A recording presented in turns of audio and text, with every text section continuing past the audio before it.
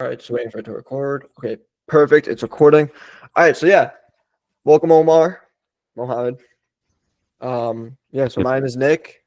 Just give me a little kind of introduction about you and about what you do.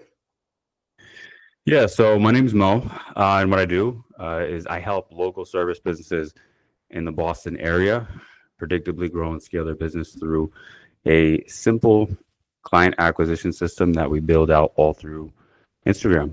So yeah. Yeah. So I'll give you introductions to people that don't know me, haven't seen my podcast before. My name is Nick. I do pretty much the same thing as Mo, except I just run ads in general on Google, Facebook, everything like that, and do videography also. And that's what I do. Now, why did you start your agency? What was the turning point for you starting your agency? What was like the thing that was like, all right, I'm going to do this? Yeah. So that's a great question. So for me, I always had an underlying ambition to do something bigger than I ever envisioned, really, for myself. And I feel like the thing that best embodied that, I always knew that it was starting my own business. I just never knew for many years what that was. And so I kicked the can down the road for quite a long time until pretty much my back was against the wall. And I always tell people that um, don't wait for your back to be against the wall because it's kind of cowardly to, wait that long to take the plunge. But um, to give you some context, um, what I used to do in the past, uh, it was kind of like a whole bunch of different things. So I worked for Fidelity for quite some time.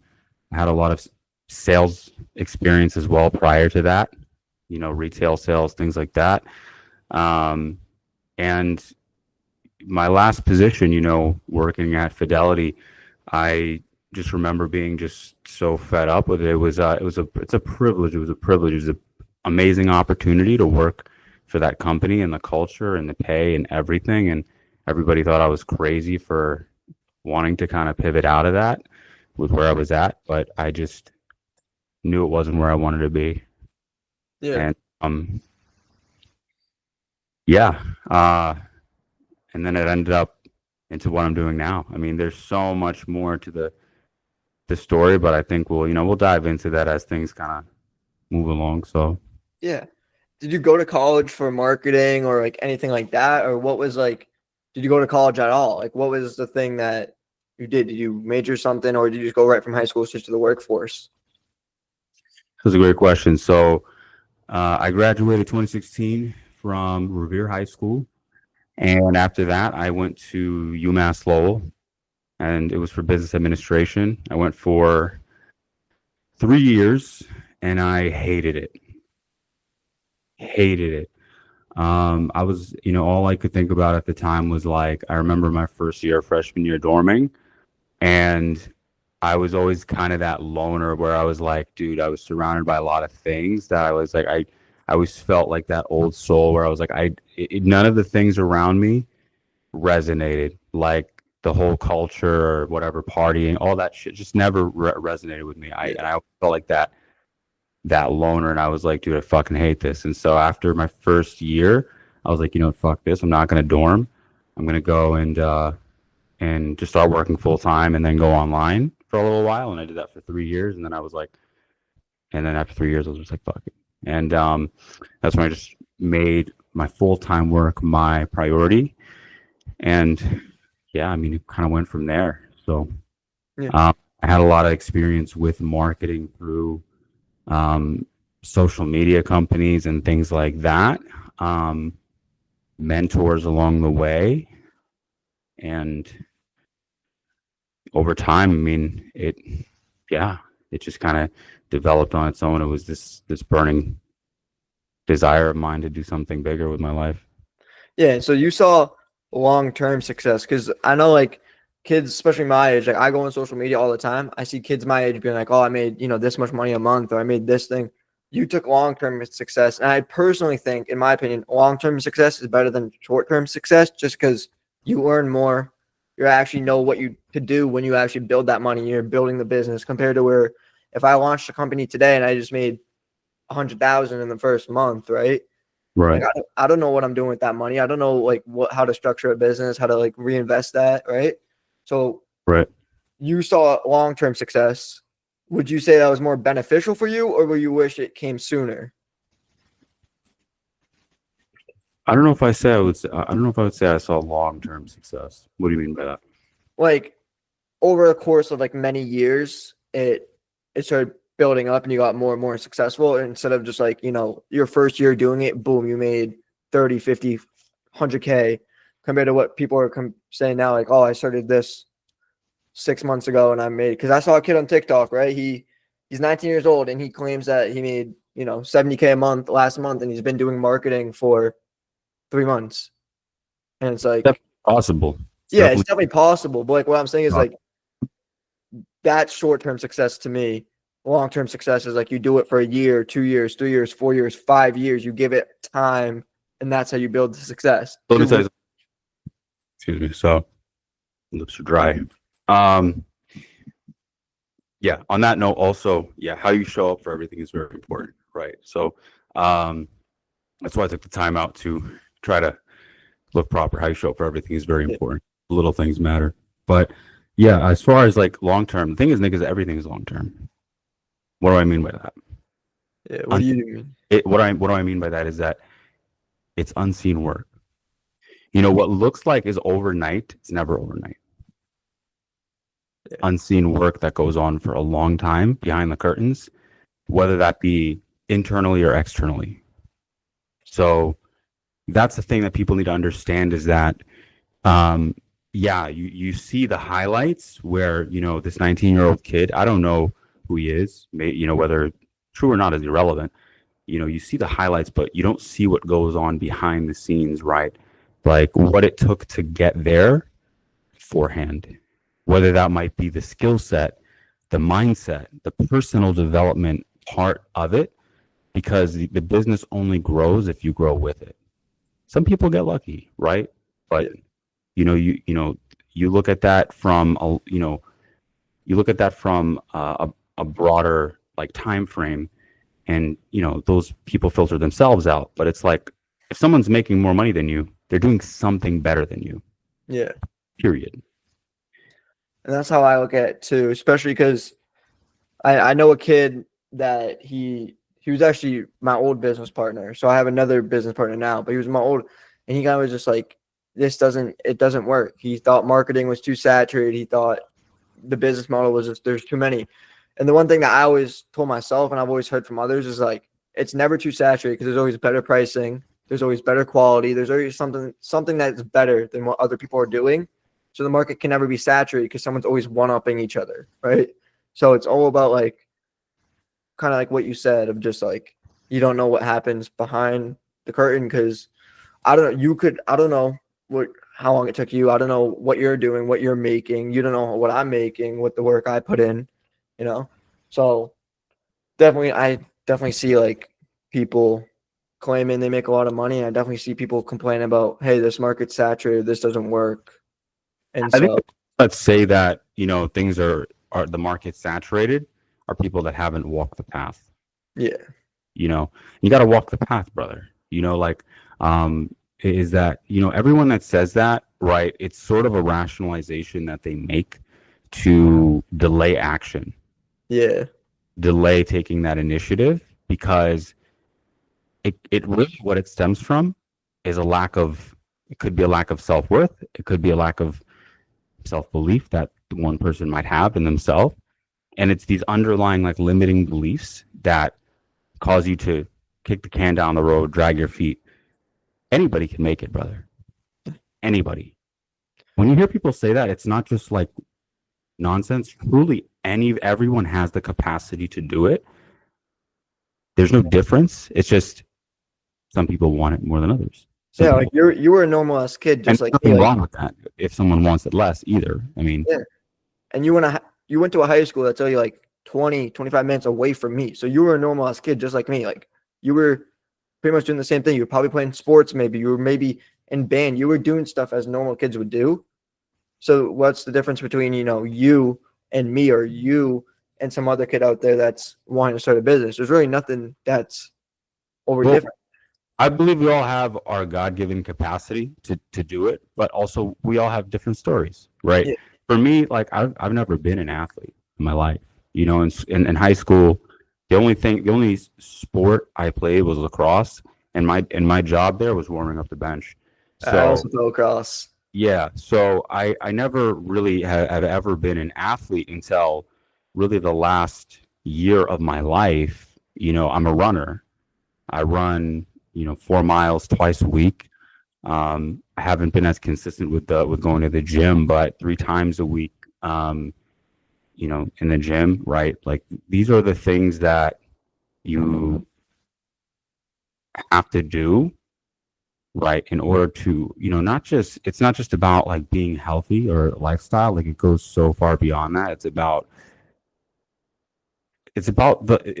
about the work. I'll say this. It's not about the work you do, but what the work does to you. Yeah. Does that make sense? Yeah, it does. And one thing I always hear too, going on to the note about like going to the gym and fitness, I hear a lot of entrepreneurs everywhere, social media, ones I've talked to personally, they say that to grow your business, you need to grow your mind, but you also need to take care of yourself. So going to the gym, that will help. Like things like that. Like they really emphasize to me like it's not about just like, doing countless hours of outreach or making a ton of content or anything like that. It's about you growing too with your business, not just your business growing. I say this all the time. You can run as many ads as you want. You can do as much outreach as you want. You can copy as many ad scripts. I don't care what the hell that you do, right? It's not about doing more. It's about being more. And for a long time, like I have a brother, like a mentor of mine. I remember he told me that, and I was like, "What the fuck does that even mean? That just sounds like some fucking woo-woo nonsense, right?" I remember thinking that, but I really sat down and reflected on what that means, right? And to be more as a person, the kind of when you really embody that and understand what that means, it attracts a lot of abundance in your life.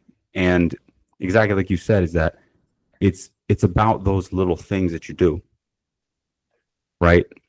Like when I started running, for example, a year ago. So a year ago, I was 220 pounds. I was 220 pounds stumbling through life, um, chronically depressed, and all this other shit that I was, going through at the time. And I was, I had reached really like, a lot of people say you got to hit rock bottom, right? Before Yeah.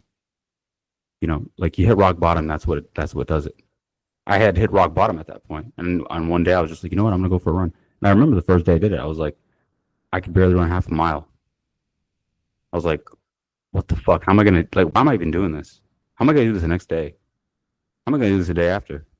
But there was a part of myself that was like, yo, you're going to run a fucking marathon one day. And I'm like, what are you talking about? It sounds insane. Yeah. And I was like, the next day I showed up again and again and again every single day. And, now for me, it's just part of my life. And like people are like, and like the thing is like, I don't love running. I fucking hate it. It sucks. But that's kind of why I do it.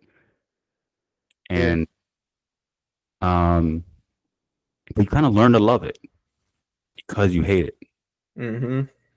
And that seems to like, I don't know, for some people at least it's puzzling to them, but some people understand it. But it's like a whole body meditation for me. Yeah, it's relaxing. It's the thing that you can do to calm your mind and kind of go where, you're having Grounds tough. you. Yeah. Yeah.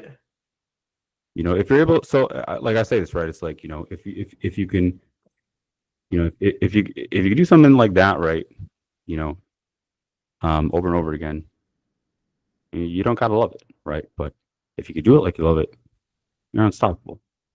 Mm-hmm. So Yeah.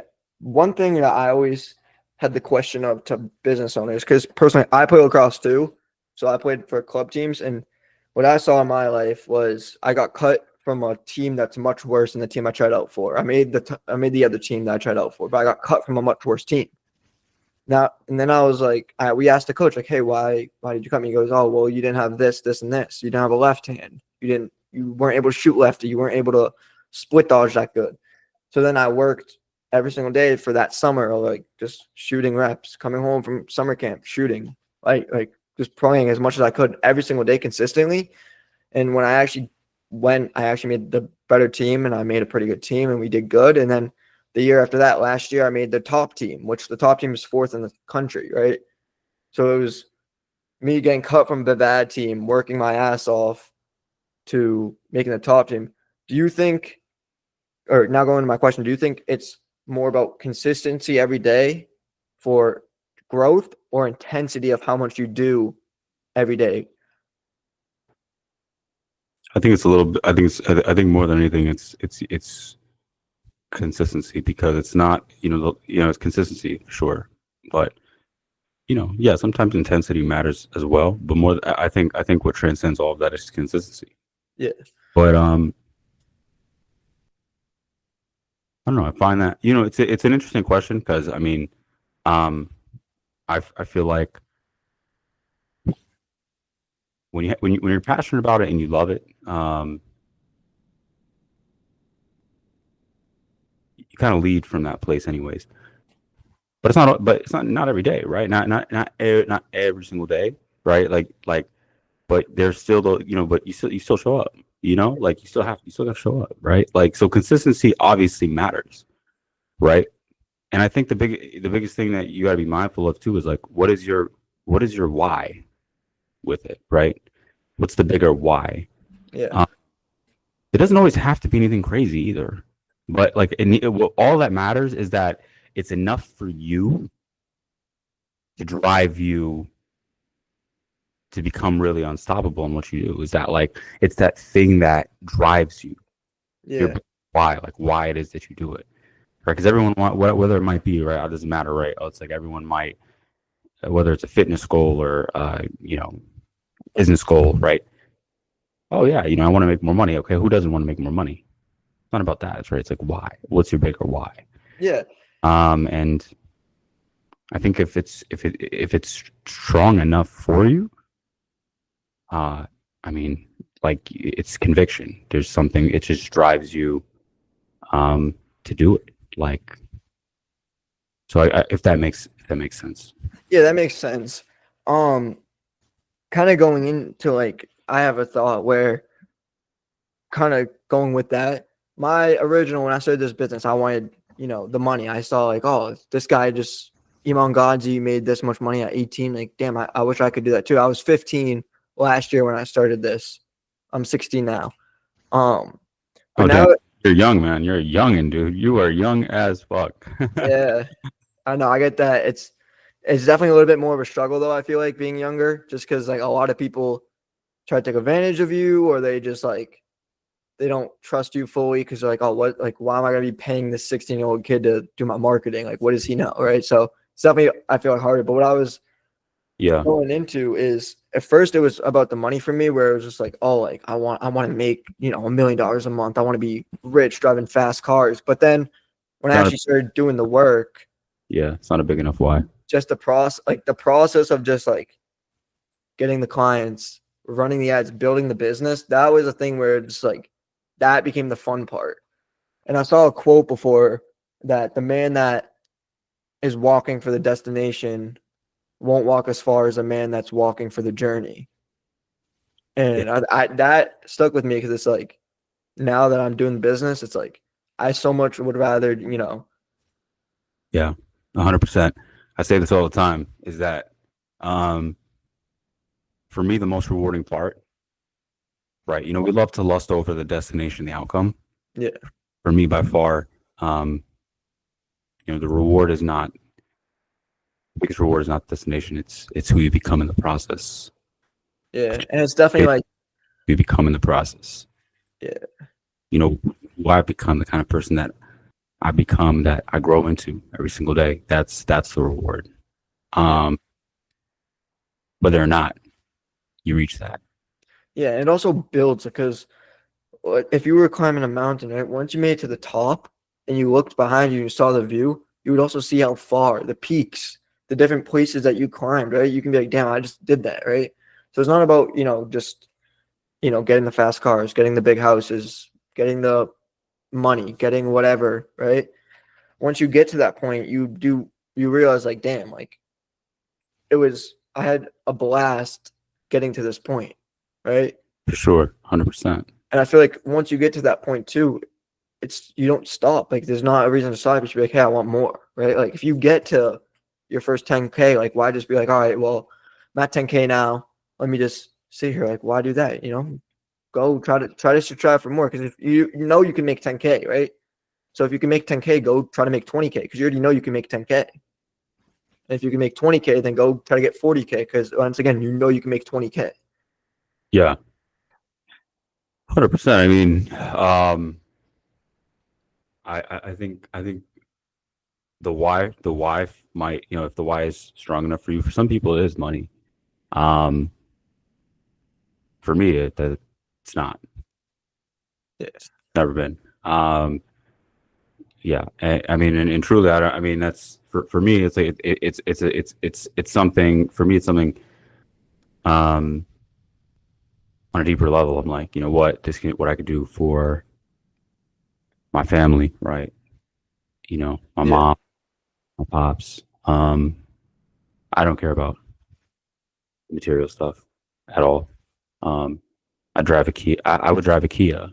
If I, I mean, at that, even if I was making $1 million, I'd drive a Kia. I don't care about Lambos or any of that. Yeah. Any of that BS. That's me personally. Some people, and there's absolutely nothing wrong with doing it for the money at all. Nothing wrong with that. Yeah. Nothing doing it for if you like the material things. I think that's also another thing is that some people try to kind of, put a bad light on that. Nothing wrong with that at all. Yeah. We all have different reasons. Yeah, and one thing I always heard growing up is money doesn't buy happiness. In your opinion, would you say money buys happiness or it doesn't buy happiness? Because I always used to hear that as a kid. Not at all. It doesn't. Yeah. No. It's not gonna So make you even if you woke up with happy. No, it's not. 50 million in your bank account where you could No, it's not gonna make you happy. Yeah. I mean, if anyone actually genuinely believes that, yeah, no, it's not gonna make you happy. You're not doing it for that. I mean, like the point of making that much money is to remove like things that you don't want in your life, right? Problems that you don't want in your life, and that's good. That will make you happier, right? But as far as like, will it make you happy? That's ridiculous. I think anyone that actually genuinely believes that is, yeah. yeah. And I feel like kind of like you said with people that do it for the money. I feel like though when you do it, if you're in it for the money, it's so much easier to get burnt out and so much easier for you to quit on those low moments than compared if you're doing it for the journey or for some other why reason. Because if I was doing it to make 100,000, right? Well, I would have already quit because I didn't make 100,000, right? I feel like that's the biggest factor with especially kids my age and other even people your age and people older or younger, right? When they start a business, they're looking at it like, all right, I'm gonna start a business, I'm gonna get rich, I'm gonna do this. But it's like really like I'm gonna start a business, I'm gonna work on the business, I'm gonna work on myself, and I'm gonna work on the business again, work on myself again. And you repeat that multiple times, and then eventually you're like, oh, I made this much money. You don't even realize because you're doing the thing that you're getting better at, and you're doing a thing that you find that you actually love compared to just doing it for the money where you're like, all right, well, I tried for a year, I didn't make whatever. I don't see the point of doing this because you were in it for the money. So you got burnt out easily, and it's just not something that you would want to do. Yeah, I agree with that. I think, yeah, I mean, like if you're getting like burnt out, right? Can some people, I mean, some people argue whether or not burnout's a real thing. I don't know, but I think that, like I said, it all comes down to your why, Yeah. right? Like if you're lusting over just like, the outcome, like as far as like, material things and things like that, like I said, that could be a big enough driver. I've met people where that genuinely is their driver. Like that is their thing. And that's enough for them. And if as long as it is, right, then that's fine. But for me, like when you fall in love with the process, who you become in the process, and genuinely, like not just saying that, right? Like you're from a whole different place. And yeah, I think I encourage anyone, and whether it's you, anyone watching, like just no matter the goal, professionally, personally, creatively, really reflect on what is your why and go from there. Like, I think if you know on that level what it is, and like it's really that a strong enough driver. I mean, like it's just going to happen for you because it's inevitable. Yeah. I've never looked at it from the perspective of, oh, I mean, man, if making like this much money or that much money, like I don't know. The Yeah. money And was also, I feel like when you do start making like that much money, you don't know like what you could do. I feel like so many people try to look at the future, and this is something I try to do too. Is like I try to look like, oh, what's going to be the next big thing, or what's going to be that one thing that takes my agency to this. And then I was talking to a mentor. Yeah, he owns a roofing company. And he was saying that I don't need all these fancy systems, all these cool AI things, or this crazy Facebook, Google ad system. He goes, what if you offer Facebook ads and you can become the best at Facebook ads, and you can get good results with them, and you have good pricing, and it makes sense for people to work with you. That's all you need. It doesn't need to be some overcomplicated, business, AI, tech app, something like that. If you do the simplest business, it can work. Like it doesn't need to be super techy. Do you agree with that, or is that something that you would find like offer more features, offer more things? uh people don't care about features, man. They care about outcomes. Yeah, You know, you can sell. If you're selling to someone, yeah, you're gonna get this cool AI automation and all these like. To a business owner, that doesn't matter, brother. Like to a business owner, they don't care about that. What do they care about? One thing. What is this that going will to do? make me more money. Yeah, how's it going to make me more money, right? So Yeah, they'll sell on outcomes. Don't yeah, ever sell on the actual. Oh yeah, you're going to get this fancy stuff and this and that. You can have that, and you know what I mean. You can build systems are so important, so important. It's everything because you don't rise to the level of your goals. You fall to the level of your systems. And so you spend time building a system that is just optimize it, build the best system possible, bet like outshine everyone, outwork, outsmart everyone around you, build the best systems for yourself operationally, right? So that you have time, so that it gives you as much time as possible to like focus on the highest leverage things, which is always going to be for your business, for any business, is what? Client acquisition. yeah, Why? Because when you acquire more clients, you make more money. And when you make more money, that gives you the freedom to delegate, to invest, to grow the business, right? It solves 90% of the problems in any business is client acquisition. So why spend your time on other things that aren't going to move the needle, right? So I think building the like good systems is very important, especially for your clients. But like I said, for them, what matters is the outcome. yeah, And yeah, there a lot of people, in the space. I that thought honestly never crossed my mind. Never when I started my business. It was never a thought in my mind. Like I don't know why.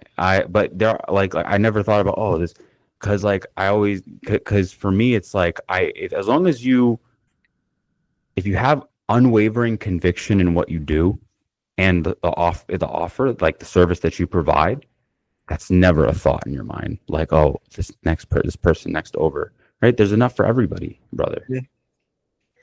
And kind of going with that, let's kind of go more into the business side of things. How would you say for a kid starting out that, maybe it was in my position last year or your position when you started, that, they don't have their results, they don't have the case studies, they don't have the things like that, all the cool fancy stuff, but they're willing, to try to get clients. They want to get clients quickly. They want to try to grow their business and just try to get practice for the skills. What would you say is the easiest way for them to kind of be like, hey, like, Mr. Business Owner, or hey, whatever, let me run your ads, let me try to do this? How would you say someone to do that? Because they can't sell outcomes, because they don't know, like, they don't know if they're gonna get 30 leads for them, 10, 30 qualified clients.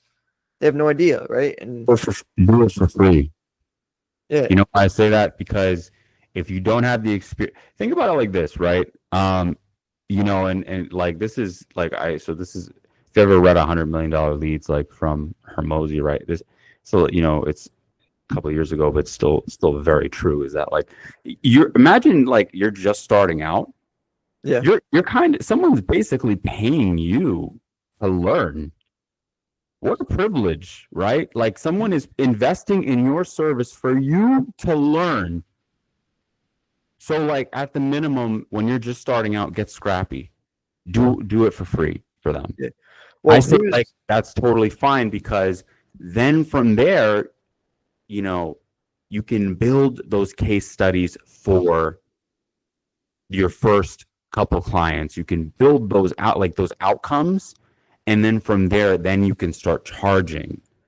Like, because you could start like, and here's the thing too, is that if you actually do deliver great results for your clients, they're going to want to keep working with you. A lot of people think it's about just getting more clients, right? But if the first people you start with, you did it for free, and you delivered phenomenal results for them, and you truly invested in their business and took interest in their business the same way that you do for your own, that's going to do that's going to do two things. It's number one, they're going to love working with you, and they're going to be like, hey, Nick or whoever, I want to keep working with you, man, and I'm going to pay you, like, or you give them, you tell them whatever price, but like, let's work for X amount of time for this much, because I love working with you.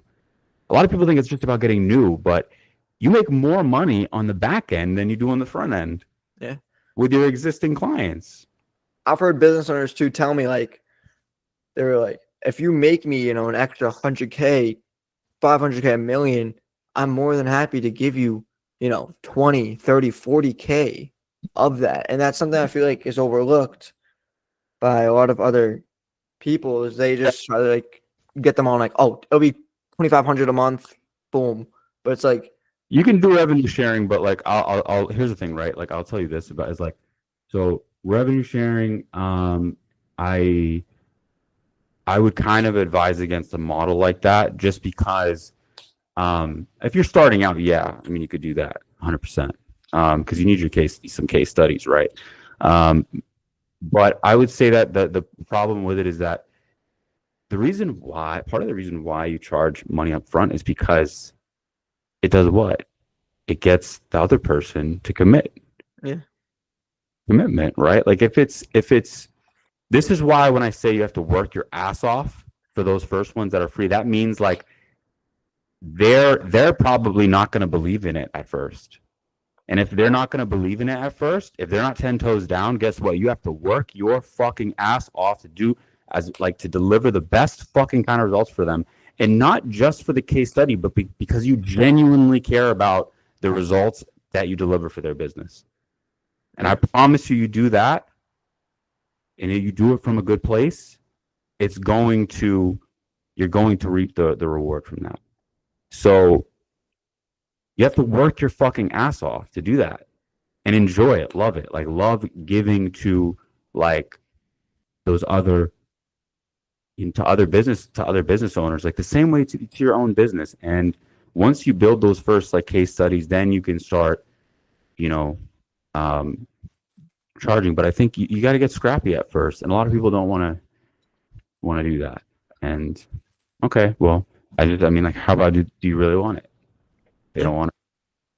So, and I think like me right now, I'm outreaching. I had months in the winter and in the spring where I was making 5K, right? But now where I'm at is I've scaled down. Contractors are like, hey, I don't need your service anymore. I've booked out, whatever. To me, I've been offering free trials to a ton of people. Like, and the thing I see is that people don't want they don't want that. All they care about is like, all right, well, I want to go with someone that gets results or that gets this that. And the thing that I've struggled with is like, all right, well, I'm offering it to you for free, even though I have like a little bit of case studies. I'm not like the clients I've worked with in the past, right? They're like a month client, 2 month client, where they'd be like, you would run ads for them, didn't get the results right away that they wanted, and they're like, oh, we can't run ads anymore. Or they gave you like a budget of like $3, and you're like, all right, well, we got to figure out how we do this. And you didn't get the results right away for them. Yeah. I think those are the case studies, a lot of the case studies I have where it's like, look, I got 10 clients, but I ran ads for 2 weeks for these guys, right? So I mean, I'm not saying I could have got like 20, 30 clients for in a month, but we don't know that. But those are the cases. So I find it hard to be like calling up these owners and be like, hey, I've experienced doing this. I'm willing to work for free. In exchange, all I would like is a testimonial or referral, or maybe we can work together. And a lot of people are like, sorry, I would like a more qualified person, someone that I can trust. And I have found problems with that calling people here in Boston with that is like, they don't want the free anymore. They want people that they know the service and they know trust. So how would you, in your experience and as a seasoned business owner, how would you say for kids like me or people that are like you that are trying to get into this, that are struggling with the work for free model, how would you find ways to get practice and to get things like, because maybe these kids like don't have the biggest money to go practice ads on their own, right? They don't have the ad spend to do that. How would you say they should get practice, get case studies, and overall just build like up until they can get real clients and experience? Okay, so this is a twofold question. I'll get so first off, okay, if they're not doing it, even if it's free, it's not valuable enough. Even for free. Okay. You need to offer more value, even for free. If they're not taking it, even if it's free. Okay, so that's number one. Number two, as far as my other advice, reps are important, and don't complain about the process. It's what you signed up for, right? Yeah. That's the privilege. It's truly a privilege to get to do it. It's truly a privilege. You could be anywhere else in the world, right? What we get to do is even just to chase that goal is truly a fucking privilege. So embrace the process. Yeah. Because the suck part, it's beautiful. Yeah. And especially once you achieve like from that suck part, it even looks better because then you turn around and damn, like I actually got out of that. Yeah, and you'll time and time again you'll be faced with adversity. Yeah, and that's God, and that's basically and that's God, and that's your job in that role is first of all be like, thank God for putting me in that situation, because every single time you are sharpening your knife, you are honing your skills. It's like, yeah, you know what? I'm gonna put my head down. Let me I 100%. Yeah, I can do this. Yeah, be thankful for all those moments. And to answer that second part of the question, hire a mentor, man. Invest in yourself, right? Invest in a mentor, man. That's the biggest thing. Like, why go trial and error, right? When you can invest in a mentor, right? They've already walked the path. Yeah, and find a good one though, because I feel like a lot of people, that's kind of cliche where a lot of people are like, oh, find a mentor, but find a good one, because you can go on social media and find all these like people being like, hey, I do this for businesses. I do marketing for businesses, right? Pay me this much money and I'll mentor you, right? Now, I'm not saying like any of those are bad. Like I have no things, but I'm saying like you got to find one that's actually like has experience, is wanting to actually teach you and show you how to do it, and not just be like, pay me $5,000 right now. You get access to this and this, and I'll teach you on calls. Like I want people to give me the experience of like, hey, this is what I fucked up on. Like when I first started, I did this. And I recommend don't do that or just completely avoid that, right? Yeah. Because you have There's a lot of people out there. Yeah. There are a lot of people out there like that. And maybe this is woo woo to some people, but I genuinely believe it. If you truly want it, the right one, you will cross paths with the right one. Yeah. But you also have to be willing to take the plunge. There is a leap of faith, right? It's like, is this gonna work out? Is this the right fit for me? Yeah. Well, you don't know. There's no guarantee, brother. Well, I would say There's no guarantee take that the risk. Always take risks. Sorry for cutting you off there, but like yeah, with that, I was just saying, always take a risk because like the calculated. riskiest thing you do is life, and the reason it's so risky is no one makes it out. Everyone dies. That's why life is so risky. So if you're gonna live life, you might as well just take more risk because you're already doing the riskiest thing, and that's living. Yeah, I mean, you have to you have to absolutely take risks, man. I mean, like and for a lot of people, including myself, for a long time, it was uncomfortable, right? Like I dragged my feet on starting my business for a long time, right? And the funny thing is that I didn't start my business when I had $100,000 in my bank account. I started my business when I was $40,000 in debt and had barely had two pennies to rub together. Yeah, I had literally $200 in my bank account. It was $40,000 in debt. That's when I started my business. So for me, it's like, it doesn't quite resonate as much, for people.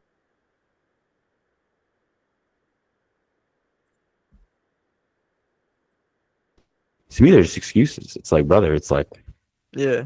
like some people, their back, you got your back has to be against the wall, right? And like, that's fine. It's different for everybody, but like, I think like that's the biggest thing is a lot of people wait for The right moment, the right time, the right money where you exactly perfect circumstances, Yeah. circumstances. And here's the thing: never comes. Never going to be perfect. Well, that Never. goes with anything too, because It's never going to. There's never going to be a perfect time. There's never going to be the right amount of money, and that's what you have to really recognize and just take the plunge, man. And your future self will thank you. Yeah. Whether So- or not it works out, you yeah, will. let's go in the business side of things. What did you do to get your first clients? Like, what was the strategy that you used to get your first couple clients to actually start your business and get money? Yeah, so for me, like obviously I have mentors and I have, people in my circle, they've walked the path. And for my first couple clients, yeah, you do got, like I said, you have to be scrappy. Yeah, you got to get scrappy, and there's absolutely nothing wrong with that. And over time, what you do is, you build a foundation for yourself, you build trust, you build um, client testimonials, and it all compounds from there. And so, but I think the biggest thing, like I said, is like, find a mentor Yeah. that, can help you achieve those goals instead of winging it, because every day you're just winging it is more time and more money that you're foregoing because you're scared to, take action, right? Like that's my opinion on that. And so, Yeah. Kind of going into the other kind of like business questions is what services did you start with and did they change at all throughout your career or throughout the course of your journey to where you are now? Did they change? yeah. So what I've always, so my offer has always really been the same, but what evolves over time is you learn certain things, right? What works better. And you incorporate other things as well, as like, okay, well, what do you do on the back end, right? So like after whatever time frame you're working, with clients for, right? You build a back end offer to continue working for, so those people continue working for you. And I think the biggest thing is like for your offer is trusting the process, because I'll put it this way. This is a really good example to explain what I'm talking about, is that the beautiful thing about, right, it's like what I do my offer, right? It's the same strategy that got me out of that situation. I was $40,000 in debt, $200 in my bank account, right? It's the same exact strategy that I used for myself, and that's why I have so much conviction, right? But if it all comes down to alignment, brother. You know what I'm saying? Is like if Yeah. what you are offering has not delivered for your own business, why would other businesses? You know what I mean? Why would other businesses take the chance on you? Does that make sense? Yeah, that does make sense. And kind of going with that, it's like the offers I most commonly see and I see all the time are just like people being like, hey, I'll get you this amount of whatever leads, jobs, or I'll pay you back. And I see other kids in Discord communities I'm in and different other communities I'm in for marketing talk about those offers and they're like, hey, I tried this offer, it didn't work. Do you think that you should make a very different offer than other people, like completely like different, unique? Or do you think you could use the same offer but kind of tweak it to make it your own version and that would work? What does it mean for it to work? I don't Like understand. you actually like will get clients, you'll get attention with it, you'll get what the goal is of it. I mean, here's the thing: is like, that's such a loaded question because how do you know if it's worked if you haven't done it long enough? Most of those people that say, "Oh, it didn't work," are exactly those people that are never going to get anywhere in life because they probably did it for a month and they didn't make $100,000 overnight. It's meaningless. Anything works, man. Like it all works. But do you work? Are you working? Are you consistent? Are you showing up for yourself every single day? Are you showing up for your clients every single day? It may not happen overnight. It may never happen. But that's what you signed up for, brother. Right? So it's like that's I think that's the thing is like your offer, yeah, it matters, right? Like does it work in terms of delivering results? I would say is where I mean, yeah, I mean, well, do ads work? Yeah, I mean ads work, right? Like, but it's more about like the commitment, man. Like you have to be committed to it. Like if you're actually lockstep in alignment, like you really want this for yourself, it's like it's never going to be a question of, oh, my offer it doesn't work, or oh, I need a better off. Yeah, those people that say that shit, yeah, in the wrong communities, man. Don't Yeah. surround yourself with people like that, man. Well, Like you, I'm just in there for like the heavy hitters that like the and people that actually, in general, not you specifically. Yeah, yeah. But I that's what I constantly see, and I've had the same offer since the entire time I've started, and it's really been the exact same thing. Like we'll get you jobs with this system. This is how we do it, and that's been my offer the entire time. We run Google, Facebook, YouTube ads, and we'll get you jobs, book the jobs for you, have a follow up AI follow up system, and that's how we'll get you quality jobs. And that's the same offer I've used for the past year. Has it worked? Yes, it's worked sometimes. It hasn't worked other times, right? It's not. I don't really, like you said, I don't believe in changing the offer that much because I find that for the ideal client that I want to work with, that offer that would make sense to them, right? Like if it's not a good fit, then the offer wouldn't make sense to them. yeah. I don't. So I mean, I don't know your offer like details specifically, but I Yeah, mean, the one I mean, if there's any advice I'd have, I'd say is I mean, if it works, keep doing it. If you feel like it doesn't, then change it. Stick with what more isn't always better, brother, right? Like, like stick with one thing that you're really good at, right? If you're particularly good at, you know, delivering results with Facebook ads, right? Oh, you find that from all the work that you've done in, whatever the last year, right? You find that your best results have been with this platform. Stick with that. yeah, Lead with that. You don't need, more isn't necessarily better. yeah. Um, And that's a and great example too, because I don't know if you know him or not, Ben Heath. I don't know if you see him on social media. He's an agency owner in the UK, and he was on a podcast talking about how he does $10 million a month, right? And his agency, they only do Facebook ads. Like they don't do any other services. They only do Facebook ads. but he's at $10 million a month. And I think that's super overlooked by a lot of kids, especially me. Like I overlooked that too of offering. Like I was like, all right, I'm gonna offer all these services because I'm bound to get one client with one service, right? But it's like the lower the client, like the lower paying the client is, the harder they are to work with. The bigger the client paying, the easier they are to work with. And most of the time, those big clients, they don't need all the fancy systems, the fancy things. They just want one particular thing that you're very, very good at. And that's how you get the high price. And that's something I've realized over time is not to offer just like, whatever, like this ad, this ad, this ad, this thing, this service, whatever. Just find, like you said, the one thing that you're truly like amazing at, become the best at it, work as hard as you can at becoming the best at it. Because if you become the best, master it. yeah. And here's the thing is, right, I wouldn't even put myself into the category. I'm not necessarily a marketing agency, right? Like I don't charge monthly retainer fees or anything like that. I my goal, so like my goal, I build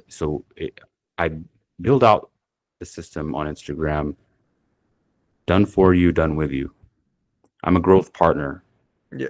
business coach, right? I very much work alongside you in your business, and build a lead generation system that's yours to keep and sustain on your own. Like my goal isn't to make you like dependent on me for like, fucking years like a marketing agency would. So I wouldn't put myself in a category. I'm not a marketing agency per se, right? I'm very much more of a business coach, like growth partner in your business. And I think that's, if there's anything that differentiates, that's a huge differentiator for a lot of people that I work with, it's that they don't like marketing agencies. Honestly, I don't really like them either. I mean, like they're not bad or anything like that. Like I don't know. There's something fulfilling. Like you build a system, right, for a business owner, and it's like, wow, this is awesome, and it gives them freedom, and that's ultimately what they want. They want the freedom to grow. So yeah, so maybe for me, maybe my offer being different, in that sense, maybe that's a big differentiating factor, right? Because there's so many marketing agencies out there, and I'm not. Nobody really does what I do, brother. Like who meets? Most people don't even meet their clients in person. I meet most of my clients in person. Almost, actually, I think all of. Do you have any out of state ones not or all, like? Not all of them. Not all of them. What's up? Do you have like any other out of state clients or I like out said of country? just in Boston. Just in Boston. Okay. All Boston. I work just in Boston, and I love it. I meet these people in person. I build relationships with them. Nobody else does that, So I think that's a big thing that resonates with people is that I have a very big heart, and I actually truly care about the relationships I build beyond just the business aspect of things. And so yeah. And kind of going into a little bit more, what is like, do you outsource or do you have employees under you? Do you do all the things by yourself? Like, do you outsource at all, or is that something that you never really thought of or never really did? you have to, brother. It becomes a necessity. Yeah. There's So only so much time in 24 hours, and you have to outsource. Yeah. How many people, like how many employees do you have or freelancers or whatever? Like how many of those guys do you have? And what are the specific things that you should outsource? 'Cause I know like outsource stuff you're not the best at, right? So if you're trying to like, build a marketing agency or build whatever, like if you're not good at some service that you offer, outsource that and stick with the ones that you are good at. What do you outsource or what do you look for? Outsource your outreach. That's what number one you should do. Is outsource your outreach. One of the highest leverage things you can do. And would you say that for even like, people that have been in the space for like 6 months to a year that they have some money, but not, a ton? 1,000,000%. I don't care if you're just getting started or if you've been in, marketing space forever. outsource your outreach. It does not make sense to do it yourself. Period. Outsource that. You can have someone else do your outreach for you while you focus on dialing in your sales process, your systems, and of course, client fulfillment, right? And, the biggest thing is, right, it depends on how you're, growing, right? I mean, you're obviously, if you're a marketing agency, you're scaling with paid ads, right? But it really all depends on what your systems look like. But no matter what it looks like, always outsource your outreach. It doesn't make sense to do it on your own. That's my opinion. Yeah. And what's like kind of like a thing you've heard not to do, or like almost like a myth type thing, like in the marketing space or even the space you're in, or like videography space? What's the thing that's like people are like, oh, don't do this, but it actually does work and it actually does provide value? Have you came across that, or is that something you never really like came across? I don't know. A lot of things people say don't work. It's because they haven't done it long enough. Yeah. That's my honest opinion. 99% of the things people say don't work Yeah. is because they haven't done it long enough, and I hate people like that. But I'll say anything. I'll say literally 99% of things they work if you put enough time behind it. But most people don't. Yeah. And would you say something could like pretty much work, in different time periods? Like, I'm like chopping that question up. I'm trying to think of like how to best say it. Like, stuff could work over in a month and stuff could work in 5 years, right? And would you agree with like, all right, if it doesn't work in a month, give it, a year, 2 years, 3 years?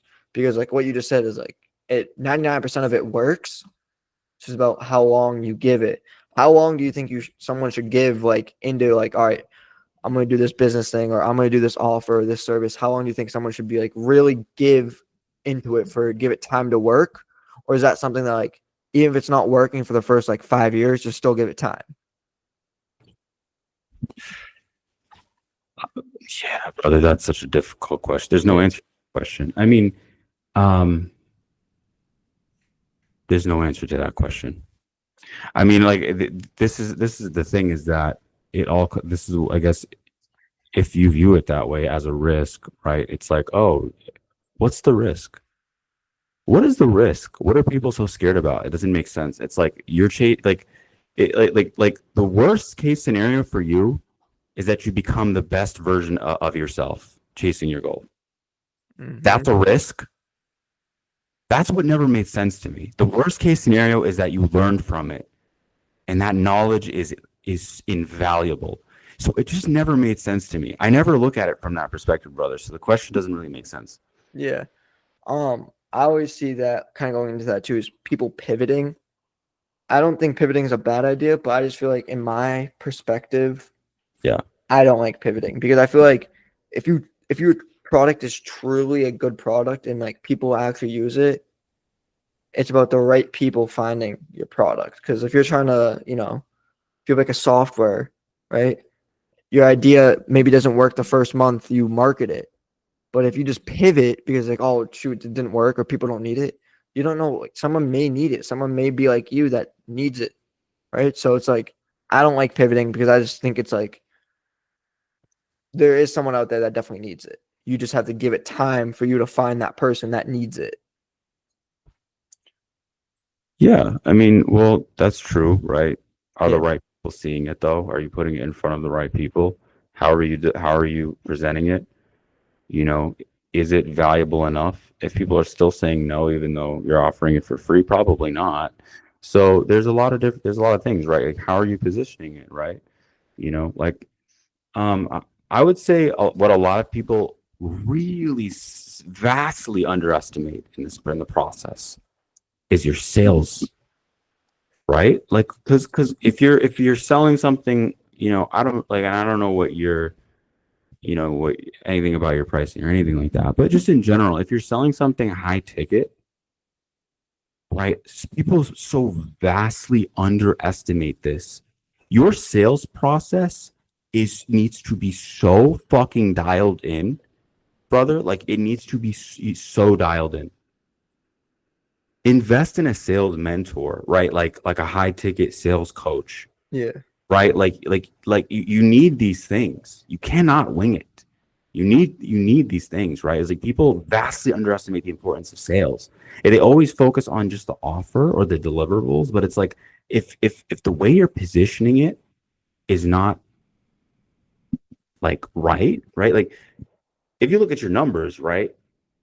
It's like, oh man, so I had X amount of people, like X amount of leads come in, right? And I booked X amount of calls, right? Right. How many of these converted, right? I don't know if you have a two-part close or a one-part, I don't know what it is, right? But it's like, and you see here, it's like, oh man, people are falling off like right here. It's like, I mean, it's your sales process, right? Think about it. You could literally have a killer fucking offer, but if you are not closing, it's meaningless. You're your own bottleneck. And why? Because your sales process isn't good. And explain. There's so many layers to that, brother. You know Yeah. what I mean? So you have to master your sales process. And explain to like people that are just getting into kind of the space and like sales in general, the difference between one part, two-part closes, and kind of like the difference between an all closes, like what that looks like. Because I know from a fact when I first started, I had no idea how to do sales. Like I was just like winging it. I would show like, oh, this is what it does for you, the results you can get, and I had no idea like anything. That's how everybody starts, brother. I mean, Yeah. the only place you start at the top is digging a hole. It's all about reps. So one part, I mean, if you do a one part, right, that means you do it all in one. That's all it means. It's like, they hop on a call, boom, and then start to finish, and then you close it on the same call, right? I mean, and then a two part is you have a rapport call, and then and then your second part is you have a sales call, right? Yep. So right, so you have your setting, you set the sales call and your rapport call, and then on the sales call, right? Like your rapport call, really the point of it is to qualify the person. Yeah. Right. You're telling them anything. Can I even help this person to begin with? Right. And then it's your sales call where, you go through your sales process. Right. And like I said, if that's not dialed in, I mean, it doesn't matter how great your fucking offer is. You're your own bottleneck. You could have leads coming in for days. And if you're not closing on them, well, okay, you're not going to eat. So it's like, that's what I would say as far as that goes. People underestimate the importance of sales. They always focus so much on the offer and the deliverables and all that. No, your sales process needs to be dialed in. So invest in yourself, get mentors, surround yourself with the right people. And also just be patient with the process. You know what I mean? Like it's never made sense to me. Like, I guess the people that just offer like hopping from this to that, like those people are never going to make it in life. It never made sense to me.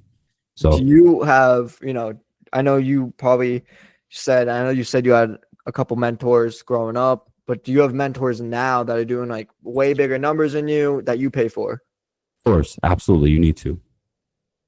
And that's something that, do you think that's important too? No matter like, even if you're making, $1 million a month, there's always someone doing better. Absolutely. Even the top guys in the space have mentors, brother. Yeah. Because I heard like always, the biggest thing you can do is bring an outside person that has done it before into your business, because then they can spot the things that you didn't notice. Yeah. Why? Because they've done it. They've already gone. Yeah, and that's what I've heard always do. You need to invest in a mentor 100%. Like if you're starting out, you need a mentor. Do not try to DIY it.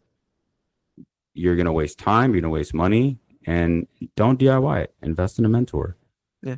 And do you think it's better for a mentor, let's just say, do you think it's better to have a personal one that's like literally just you and the mentor one-on-one, he has no other people, or do you think it's fine for you to get like these mentors that have a couple other kids or have a couple other people, or maybe a big community? Yeah, I mean, like you're not gonna it doesn't matter, brother, whether it's group or one-on-one. It doesn't matter. But most have other clients. That's totally fine. It doesn't matter, right? You'll still get the support you need, right? As long as you find the right fit for yourself, right? So yeah, you absolutely need the support, man. Like anyone just starting out, you need that. And so I would say that's the biggest thing if you're starting out is get the help that you need to do it right. Yeah. And what's like the hardest part you would say of running your business and running a business in general that people don't talk about? Because people talk about like all these things, but there's always the one like underdog thing that everyone has where it's like, oh, like maybe you have hard sales or whatever. Like, what is the hardest thing for you running a business, The hardest thing, uh, or the hardest part, or something like that?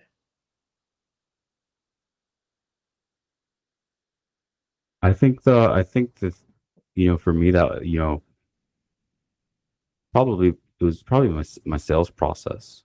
Starting off, yeah, I think it was probably the sales process for sure.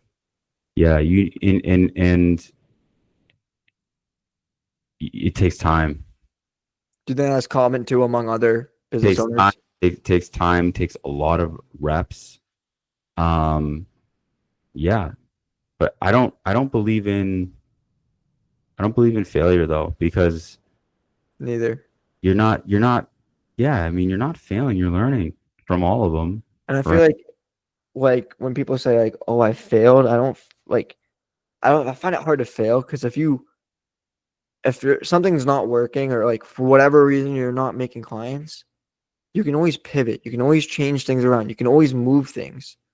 But like I don't think you can fail. Like I always hear like, oh, 90% of companies fail or 99% of startups fail, but it's like, why do they fail? Because they give up. Yeah. Like even if you go I and gotta jump, so I gotta hop off soon, but I will leave you with this, right? There is a famous graph, there's a famous chart, right? Like maybe you've seen it. I love this. Let me share my screen with you.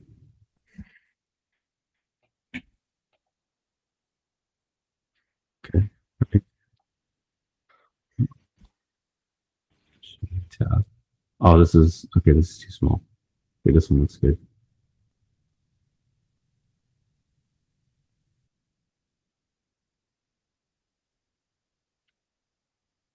There we go. Cool. Let me share my screen here.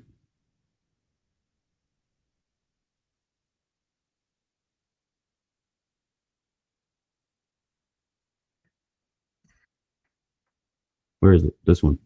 Do you see this? yeah, This is this is the cycle that all those like whatever people say. Oh, it didn't work. Blah blah blah. This is the cycle yeah, that goes. Number first is uninformed optimism. I was like, oh man, it's so exciting, right? I see all these dudes like fucking crushing it, yeah, and then you try it out, right? And then you're like, oh, oh, wait a minute, this is harder than I thought. And then you go down here, and then you're like, oh fuck, man, like what's going on? Like, was this a scam? Like, am I doing something wrong? Am I like, oh shit? And then this is what, and then right here, this moment, this is what 99% of those people, this is what they do. And yep, then this graph is missing an important part, though. It's missing this. yeah, They go here and then they quit and repeat that same phase over and over and over again. So ask yourself, do you want to be that person? Or yep. do you be the person that pushes through here? The person And that pushes through. right? Don't be this guy that's like, oh, this didn't work, right? After trying it for like probably like 2 days, right? Like you have to push through it. Yeah, And on the other side is everything you want in life. definitely. I think that's where I would that's where I would leave things at, my brother.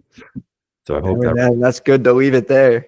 that So thank you for being on today's episode. Hopefully we can get you back in 6 months, maybe a year for part two. Get a little update of where you're at. I would love that. That would be cool, man. Yeah. Okay, let me stop recording.